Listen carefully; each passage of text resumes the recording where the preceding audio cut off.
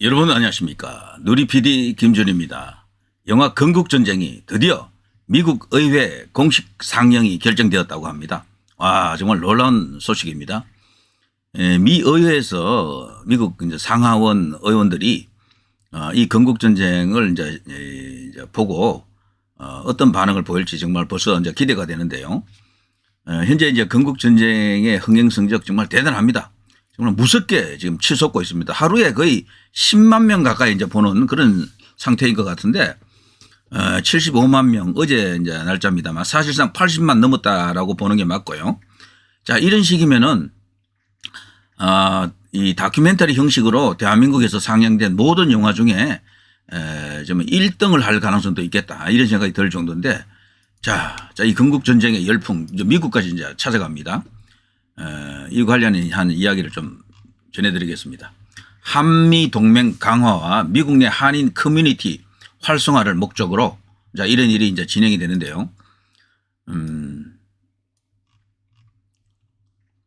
미국 교민들에 의해서 설립된 한미연합회라고 있습니다. 여기서 주최하는 영화 건국전쟁 미국 의회 공식 시사회가 3월 20일 미국 워싱턴 DC에 있는 극장에서 개최된다고 합니다. 영화 건국전쟁은 2월 1일 개봉한 영화로 개봉 19일 만에 75만 명, 80만 명에 가까운 관람객을 동원할 정도로 올해 영화계에 돌풍을 불러일으키고 있는 영화입니다.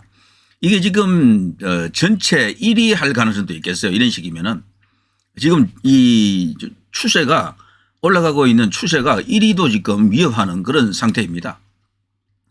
자, 김일성의 아이들을 연출한 김덕영 감독이 연출한 건국전쟁은 그동안 독재자, 살인마 등으로 비난받았던 이승만 전 대통령의 대한민국 초대 대통령의 삶을 그 일생을 새롭게 조명해낸 작품. 영화 건국전쟁은 미국 캘리포니아에 위치한 멀티플렉스 극장 CGV를 통해서 개봉돼 미국 교민들 사이에서도 현재 선풍적인 인기를 끌고 있다고 합니다.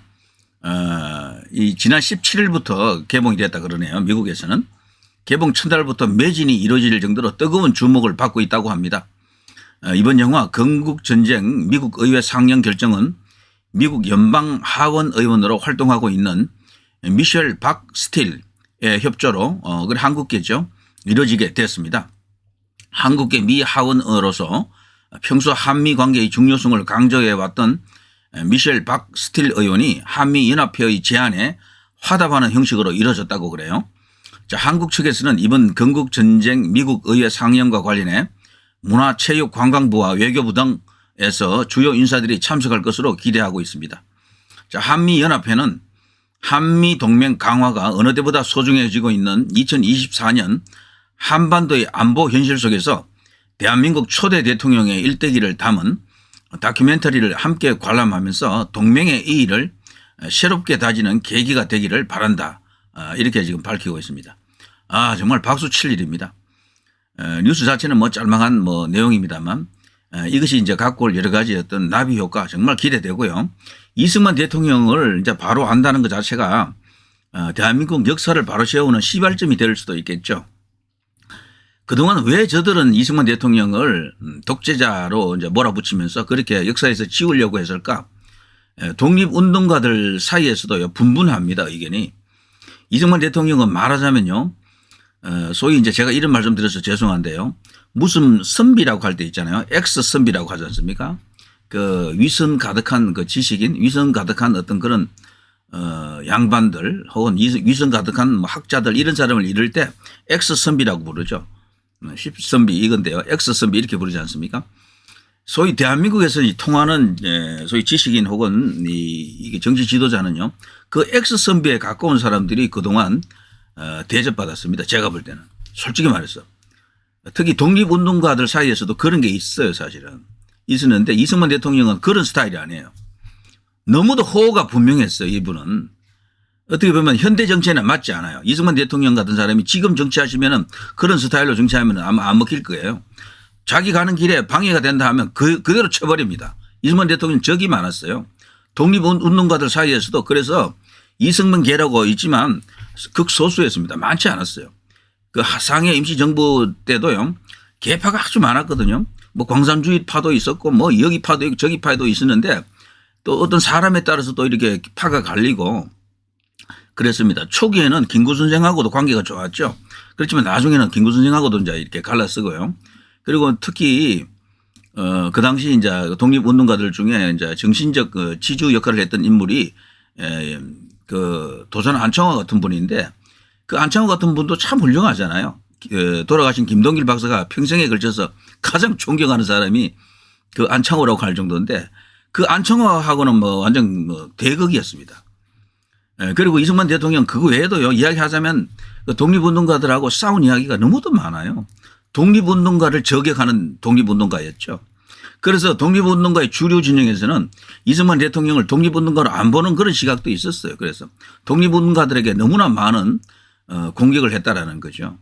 그런데 저는 그게 바로 이승만 대통령이 오늘날 대한민국을 만들었다고 보는 겁니다. 그 당시에 엑스선비 같이 그렇게 굴었더라면은 두루 뭐 좋은 게 좋다는 식으로 뭐 받아들이고 오케이 땡큐 뭐 이런 식으로 악수하고 좋습니다. 그것도 좋습니다. 이것도 좋습니다. 이런 스타일의 대통령이 아니었어요. 그 이승만 대통령은 딱 원리 원칙을 이렇게 설정하면은 거기를 향해서 그냥 뒤도 돌아보지 않고 좌고우면하지 않고 그냥 쭉 직진했습니다. 그야말로 돌직구였어요.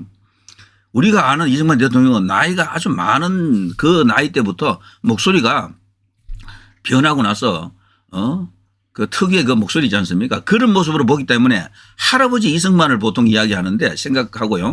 그걸 떠올리지만 청년 이승만 30대 40대 50대의 그 이승만 대통령은 뭐 완전히 다른 사람입니다. 그야말로 범이다. 호랑이다라고 생각하시면 돼요. 그래서 김구와 차이가 나는 게 김구도 사실 과단성 있는 인물이거든요. 뭐 일본인 그 상인을 그냥 추죽인 그런 이야기 다 아시죠? 그런 정도로 김구도 정말 행동파고 그냥 뭐 돌격조 같은 그런 어떤 맛이 있는 사람인데 그 김구를 압도할 정도로 카리스마가 있는 사람이었어요. 이승만 대통령은 젊을 때. 그러니 주변에 적도 많고 이승만 대통령을 따르는 사람은 또 아주 뭐 극단적으로 또 이승만 대통령을 좋아하고 그랬죠. 그렇지만 그들 다른 독립운동가와 가장 달랐던 게 이승만 대통령은요 미래를 보는 해안을 갖고 있었던 겁니다. 그 당시에 다른 독립운동가들은 제가 미안합니다 이런 말을 했어도 우물안 개구리였다라고 봐야죠. 이승만 대통령이 볼 때 너희들이 가는 길은 틀렸어 이거였죠. 그런 방식으로는 독립이 안 돼. 아무런 효과가 없어. 그래서 이제 그 당시 세계 최강대국인 미국으로 날아갔다 뭐 이렇게 볼 수도 있고 물론 다른 이유도 있습니다. 임시정부 안에서 너무도 이제 이렇게 그 내부에서 갈등도 크고 뭐 그 과정에서 달아났다 이렇게 주장하는 게 저들이죠. 그렇지만 저는 그거 믿지 않습니다. 좌우지간요 이런 여러 가지 이야기가 있어요. 스토리가 있지만 그럼에도 불구하고 대한민국을 자유민주주의 시장 경제를 도입한 데는 그때 당시 벌써 세계 정세를 살피고 있었던 그 이승만이라고 하는 걸출한 시대의 그 지도자 한 시대를 조망하고 그 미래 세대까지도 내다본 그런 큰 해안이 있었기 때문에 오늘날 대한민국이 이런 나라가 되는데 큰 기초를 닦았다라고 볼 수 있겠죠. 그리고 한미 상호 방위 조약 그리고 한미 동맹 6.25로 인해서 이제 생긴 게 그것 아닙니까? 김일성이 사실 어떻게 보면 그걸 선물한 것이랑 마찬가지죠. 그 전쟁이 일어나지 않았더라면 한미 동맹 같은 건 없었겠죠. 자, 아무튼요, 이승만 대통령에 대해서는 그 전체 모습을 본다는 것은 사실 그 다큐 하나로는 어렵습니다. 어렵지만 그분은 그야말로 그 시대에 가장 출중한 인물이었던 것은 확실합니다. 확실하고요. 그야말로 행동력 그리고 저 미래 비전에 대한 뭐 통찰력 그 모든 것을 갖추고 그리고 무엇보다도 추진력 결단력 이런 모든 것을 갖춘 당대의 지도자였습니다. 하늘이 선택한 인물이었다. 그런 생각이 들어요. 엑스선비 스타일이 아니었기 때문에 그분이 이런 나라를 만드는데 그렇게 기여를 했다라고 봐야죠. 그 당시에 이승만 대통령 같은 사람이 없었더라면 저는 대한민국 공산화 되었다고 보여요. 그때는 공산주의 세력이 더 셌어요. 임시정부 안에서도 공산주의 세력들이 많았는데 다만 김구 선생하고 일치했던 것은 김구 선생도 그때 당시에는 공산주의 세력 싫어했죠. 그런데 나중에 이제 남북 분단 상황 속에서는 뭐 그 이상한 행동을 했었죠. 그건 다 아시는 이야기고요. 자, 아무튼 영화 건국전쟁이 미국 의회에서 공식 상영됩니다. 정말 이렇게 되면 진짜 천만을 향해서 달리는 것 같습니다. 자, 누리 PD 김준이었습니다. 여러분 대단히 감사합니다.